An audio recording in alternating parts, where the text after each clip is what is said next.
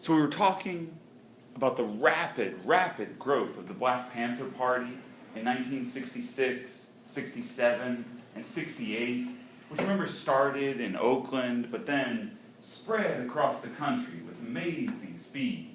And Fred Hampton, the leader of the Chicago chapters, and remember by 68, they had really become a revolutionary organization. Well, during those same years, the same years that the Panthers were growing so dramatically, so too were the outbreaks of violence from America's big cities. What had started in a major way with Selma in 1965, then in 1966 spread to 40 cities across the country.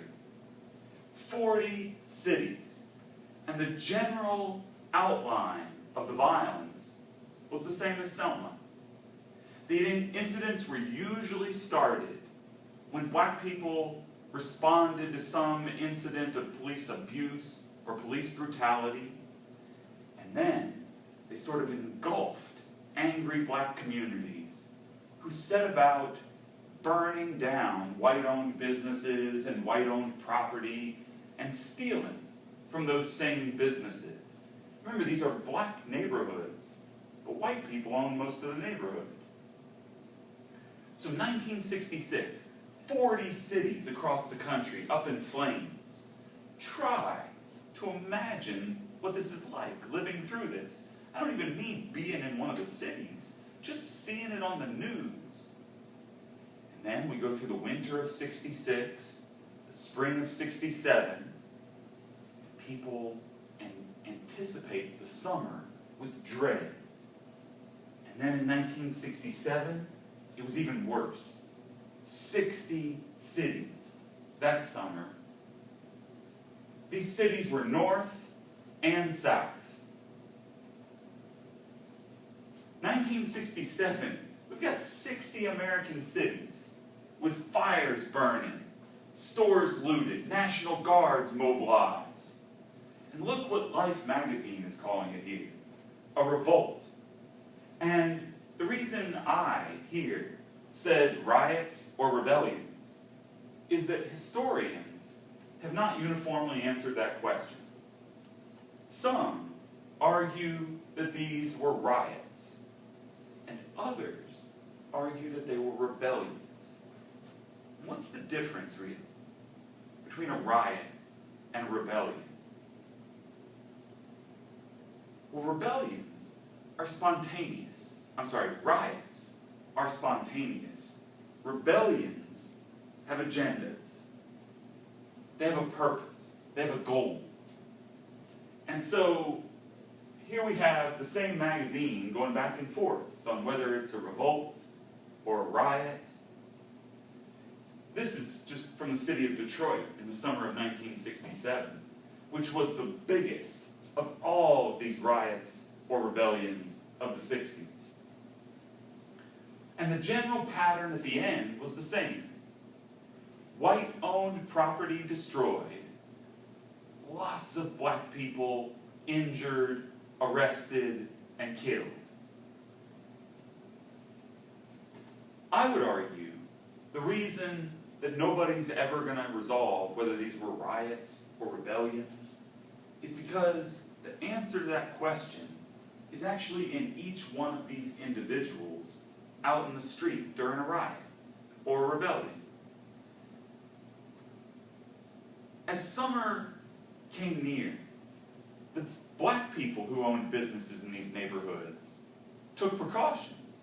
They put signs up in their windows, brother-owned, sole-operated, trying to make sure even people who don't live nearby know this is not a white-owned business.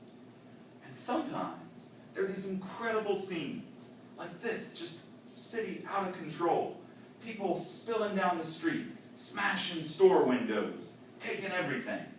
And then someone steps out of the crowd in front of that black-owned business and starts yelling to the crowd, "No, no, not this one, not this one. Brother owns this one." And sometimes the crowd moves moves on to the next one. And there are these scenes of whole blocks destroyed, and one business untouched, black-owned business sign in the window. So what I'm saying is that that guy who stepped out in front and protected that business, he's rebelling. He's got an agenda. But those other people around him might not. For some, it was just a chance to go steal a TV. And they are just rioting. So the answer is, sort of confusingly, within each person, making it hard to say a collective truth about them. But here at the time, this has become the biggest issue in America, man. The riots is what the news calls them, usually. And what are lots of black people shouting while they're smashing windows? Black power. You got it. Black power. So President Johnson created a commission to study the riots. Johnson said he wanted this commission to give recommendations for how to stop any of these in the future. And the Kerner Commission, as it was known, issued their report in 1968. And the Kerner Commission said, the country's in a major crisis. Black and white people do not live in the same conditions in this country. We are a nation of two societies. The Kerner Commission then said, we know how to fix it. All it's going to take to fix it, to stop these from ever happening again, all it's going to take is a national commitment and a lot of money. That's it. I say, that's it. But really, are those easy things? A national commitment and a big pile of money. Those are actually not easy things. The Kerner Commission didn't just say a pile of money. They said we need to do specific things with that money. But they laid them out, and we sort of know what they are.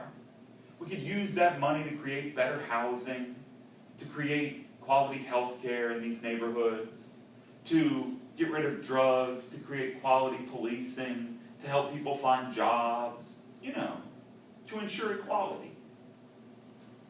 And of course, if there was equality, these things wouldn't happen. So the Kerner Commission comes back with a report that says we need a national commitment and lots of money, and we can fix the problem. Do you think that answer is what most Americans wanted to hear? Hell no. Most Americans are tired of the cities burning down, and they want some law and order. They want somebody to lock up these black power revolutionaries. And so the Kerner Commission's recommendations went nowhere. And really, in a way, this is logical, and in a way, it's deeply depressing, because this is absolutely the way to fix these kind of problems. And instead, the country's attitude is, let's spend more money on the police and the National Guard, and let's shoot those people the next time they try to smash a store window.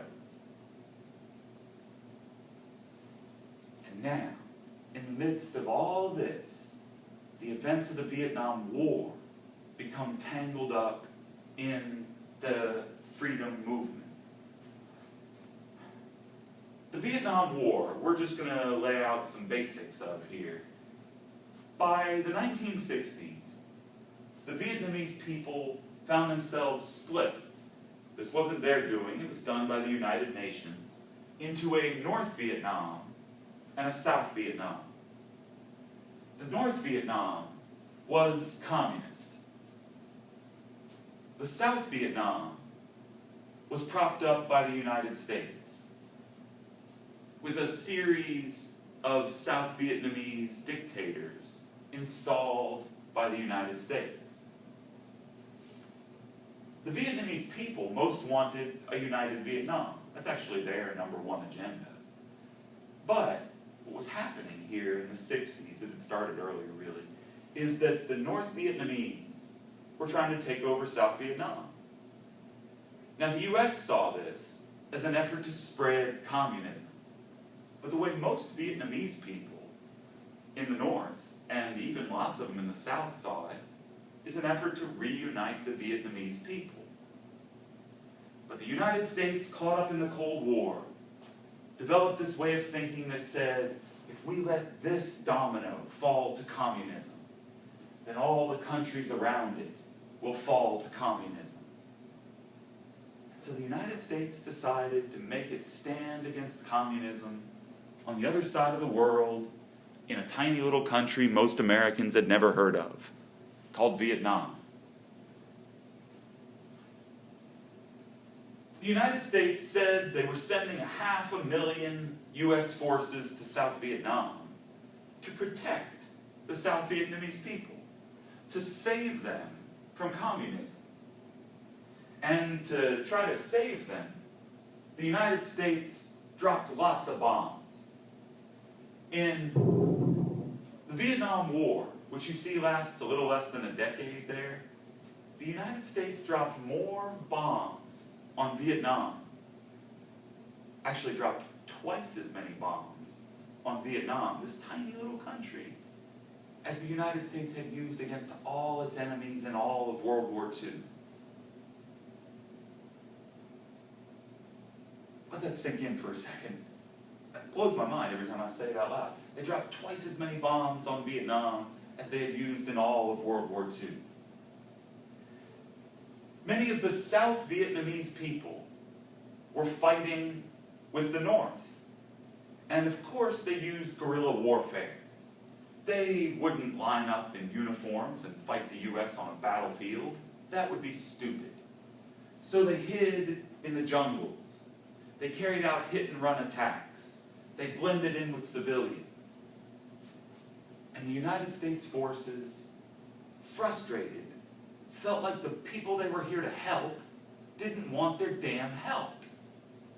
And of course, that's exactly what's going on for many of them, though not all. So the United States dropped napalm, jellied gasoline, to destroy the jungles and drive out the guerrilla fighters. That is what's happened to this little girl. Napalm has destroyed her village and burned all her clothes off. Her back is all burnt up.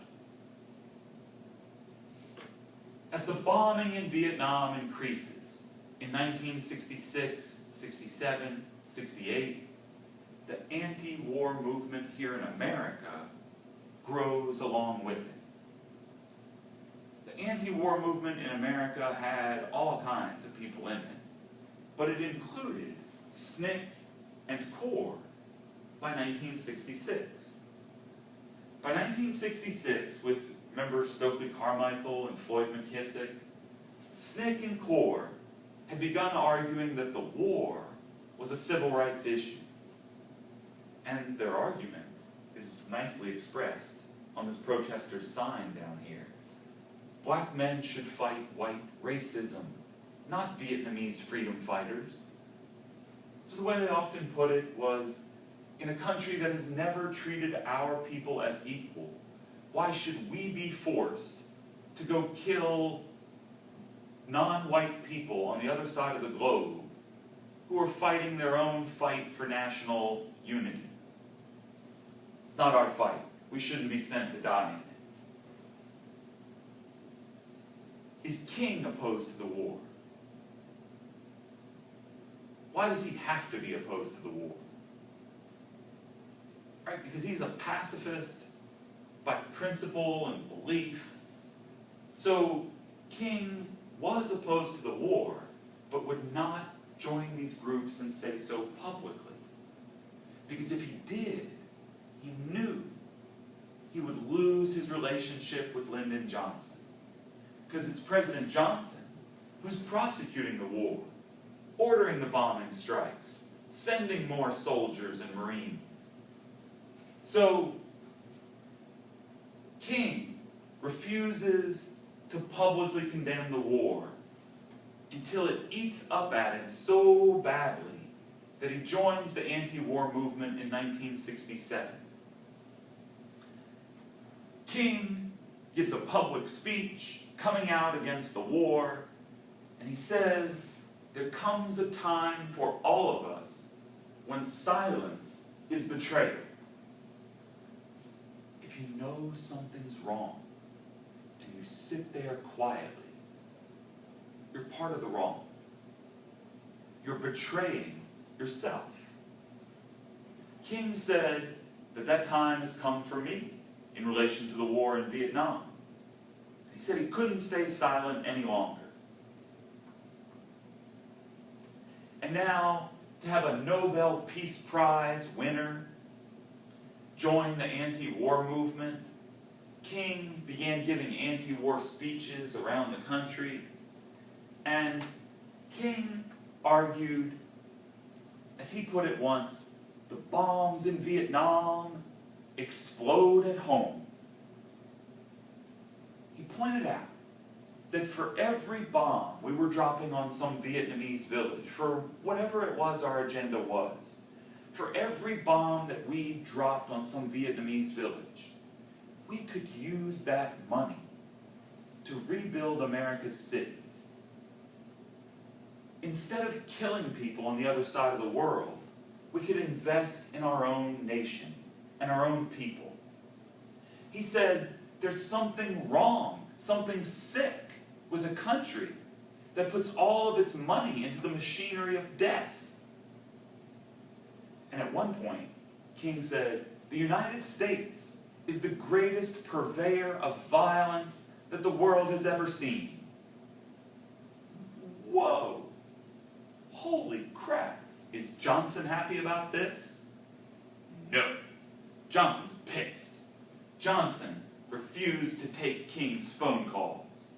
It's over, buddy.